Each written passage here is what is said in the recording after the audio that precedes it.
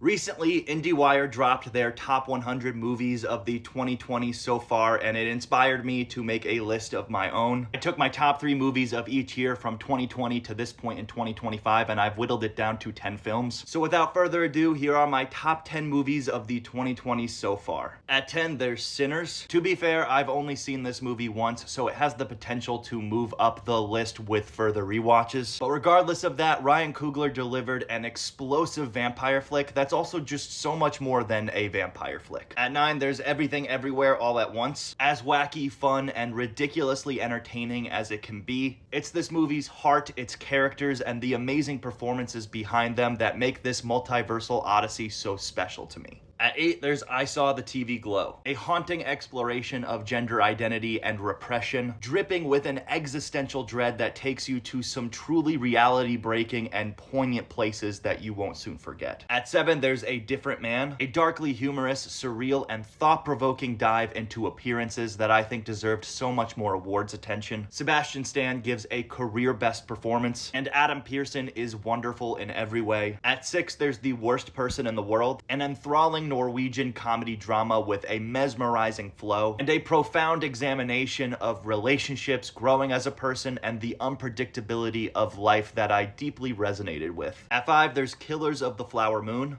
Martin Scorsese's 27th feature film is a deeply disturbing yet skillfully made epic with so much artistry on display. Leonardo DiCaprio and Robert De Niro are both top-notch, but it's Lily Gladstone who stole the entire movie with her quietly powerful performance. At 4, there's The Batman. Out of all the films I've seen in the 2020 so far, this is the one I've watched the most. This is my favorite Batman movie. Robert Pattinson is my favorite live-action Batman. At 3, there's a tie between Dune Part 1 and Dune Part 2. I think both of these films should be watched back to back since it's one continuous story. If I had to choose between the two, I would pick Dune Part 2. It's a new sci-fi classic. At 2, there's Aftersun. As sad as it is, watching this coming-of-age drama masterpiece is worth all the emotional aches it gives you. Charlotte Wells gave us one of the finest directorial debuts I've personally ever seen with this wave of melancholy and memory. And finally, at number 1, I have Oppenheimer. One of the most important movies of our time, in my opinion, and quite possibly Christopher Nolan's best film yet. He was in complete command of his craft here. I also have to praise the phenomenal ensemble cast led by the superb Cillian Murphy, as well as the magnificent cinematography, score, editing, production design, costumes, and use of sound. This is a work of art that also serves as a stark warning of the horrors of humanity.